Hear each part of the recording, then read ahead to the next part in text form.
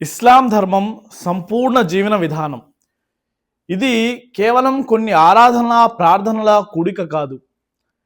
ఇస్లాం ధర్మం అన్ని రంగాలలో మార్గదర్శకం చేస్తుంది. వ్యాపార వాణిజ్య వ్యవహారాలలో కూడా సరైన దిశానిర్దేశం చేస్తుంది. మనిషి వ్యాపార విషయాలను కూడా పరలోక జీవితంతో ముడిపెడుతుంది. కొంతమంది అనుకుంటారు, ఈ ప్రపంచంలో మనం వ్యాపారంలో మోసం చేస్తే ఏమవుతుంది, పరలోక జీవితం వేరు ఇహలోక జీవితం వేరు అని. కానీ ఇస్లాం ధర్మంలో అలా కాదు. ఒకసారి మహాప్రవక్త ముహమ్మద్ సల్లల్లాహు అలైహి వసల్లం తెలియజేశారు, అత్తాజిరు సదూకుల్ అమీన్ మఅన్ నబియ్యీన్ వస్సిద్దీకీన్ వశ్షుహదా. నిజాయితీపరుడు నీతిమంతుడు అయిన వ్యాపారి అంతిమ పరిమాణం ప్రవక్తలతో సత్యసంధులతో అమరగతులతో పాటు సంభవిస్తుంది అని.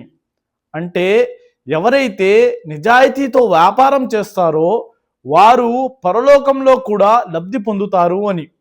అయితే మిత్రులారా, నీతి నిజాయితీతో వ్యాపారం చేయడం కూడా పుణ్యకార్యమే.